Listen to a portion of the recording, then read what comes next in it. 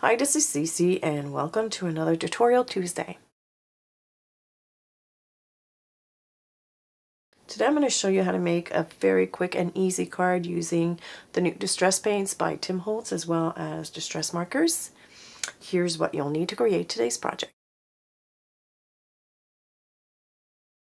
To complete today's project, you're going to need your craft sheet as well as a heat tool. Tim Holtz new distress paints in Wild Honey, Picked Raspberry, and Antique Bronze, a water mister, distress markers in pumice stone, a worn lipstick, and Wild Honey, a water brush, Ranger's archival ink in jet black, the mini blueprints number 4 by Stampers Anonymous from the Tim Holtz collection. It is number CMS 154, the classics number 7, number SCF007 as well from the Stampers Anonymous Tim Holtz collection. A sentiment stamp set. I'm using here Everyday Sayings by Hero Arts. Foam adhesives as well as your regular double-sided adhesive. Our card base measures 4 1/4 by 11 folded at the 5.5 inch mark. It is white cardstock. You'll need a piece of Prism cardstock that measures 3 3/4 by 5 inches. A black cardstock measuring 3 7/8 by 5 1/8, a smaller piece of black cardstock measuring 2 1/8 by 2 5/8, and finally a piece of watercolor paper that measures 2 inches by 2.5 inches. Those are Tim Holtz distress paints by Ranger, and what I like about these is that they are water soluble until they dry on the paper, and then once they're dried on the paper, they're permanent, so you can get cool effects with that. You can actually let the first coat dry and then go with a second layer, and even if you missed that second layer, it's not going to affect the first one. So I'm going to show you how to create a marbleized background, and I'm using an antique bronze with those two colors, and it will create a nice metallic finish. So I'm just going to lay down some color. I'm going to start with the Wild Honey. I'm going to put the antique bronze in the middle. You can go conservatively if you're afraid to put too much paint. Then I'm going to take my water mister and I'm going to mist all that lightly. And then I'm just going to drag my piece of white cardstock through this. I'm going to try and get a good coverage. And look at that, already I have a cool effect. Now you can mist it if you want to afterwards to mix your colors even more. And I'm going to dry this. The paper is warping, that's normal. Once it's dry, it's going to go back to its original state. It's already starting to uncurl. If you feel that you have too much paint in certain areas, you can dab it with a dry cloth. I'm just using a piece of paper towel just because I'm totally impatient. I want to make sure this is fully dry so I can show you the properties of this beautiful distress paint. Well, you see the bronze here. It's got a nice metallic sheen to it, but the paint also gives it kind of like a matte finish, but to me it looks a bit more like a waxy finish. And I'm going to hit it with water just so you can see how permanent this is. Now, if I run my hands through this, you can see that I have no paint on my fingers.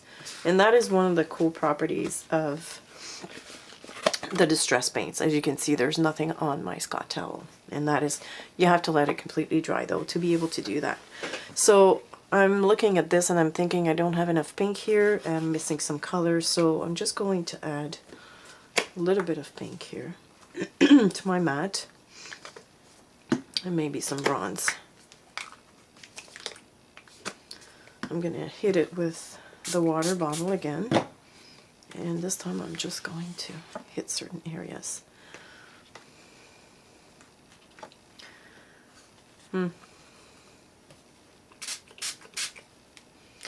And if you're not happy with this, like I'm not happy with this because the colors have been I've lost some of that impact in the colors. So I'm just going to dry it again. I'm just going to remove the excess. I'm going to dry this again, and I'm going to add some pink at the bottom. Not pink, but yellow, or wild honey. So that is just one of the cool properties of these paints. They are totally reacting to water when they're wet, but they become permanent once they're dry. So that allows you to layer those wonderful, gorgeous colors. I'm just going to remove all this, and I'm going to add some more wild honey. Add some water, and there you go. Oh, I love that. Okay.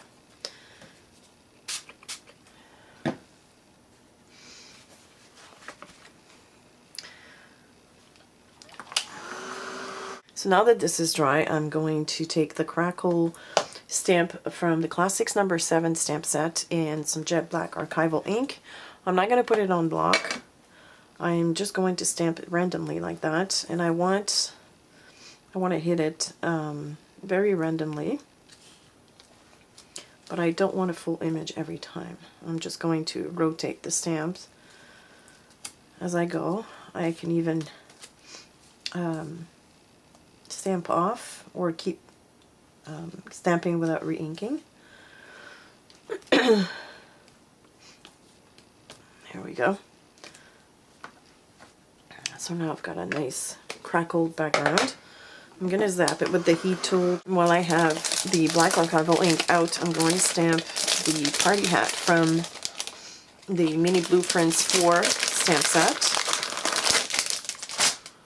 This time I'm going to put this on a block so I get a good impression. And I will take my piece of watercolor paper and stamp this towards the top of the piece. Like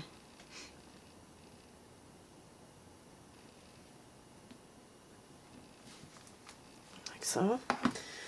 Then I'm going to grab my sentiment, my Hero Arts, stamp this at the bottom.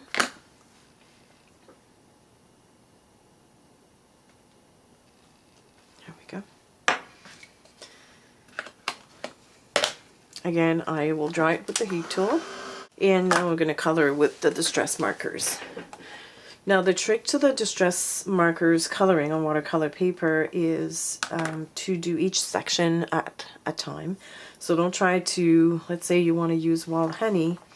If I had a big piece and you wanted to color all of the wild honey spaces, then you would have a hard time doing the watercolor effect afterwards, because it will dry on you. So what I'm going to do is I'm going to, using the hash marks on the hat, I'm going to color the spaces where the hash marks are. And you don't need much. As you can see, I put a little much on the first one. I'm going to give you a close-up here. So I'm doing one piece at a time. I'm just adding the wild honey in the shadows. And this is great because the shadows on this stamp is indicated, so you don't have to think about it. So I've got my wild honey, and if you want to go back later on and darken this area, you can do so, but I would suggest that you let that dry first. Now, because I'm going to go into an area where I've already gone, I'm going to go in between those two areas, and they're a little bit wet. I'm going to dry this so that it will allow me to have better control of my colors. So I'm going to go ahead with the, what's this called? Worn lipstick, and I'm just going to color in between. So as you can see, it's very easy to blend. The trick is to do each section at a time and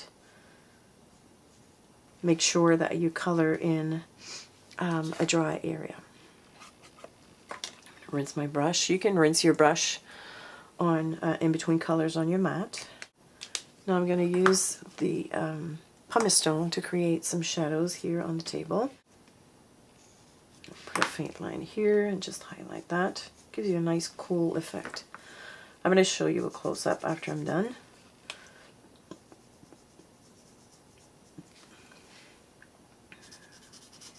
It's very easy to color with the distress markers.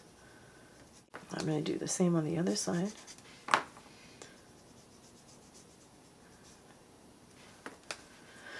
And I'm going to finish this off with a little bit of pink here on the flag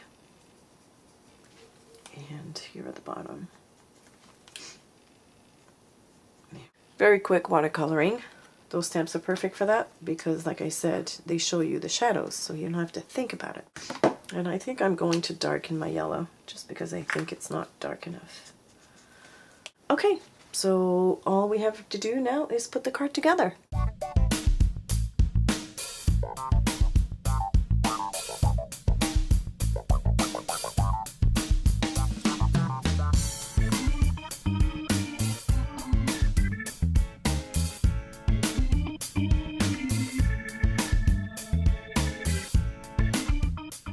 And there you have it, a quick and easy card made with distress paints and distress markers. It's a simple card, but with a beautiful background like this, you really don't need much. By matting everything in black, you really make those colors pop. So that was it for our tutorial Tuesday. As usual, if you have any questions or comments, please leave them below, and I will talk to you on Friday. Bye!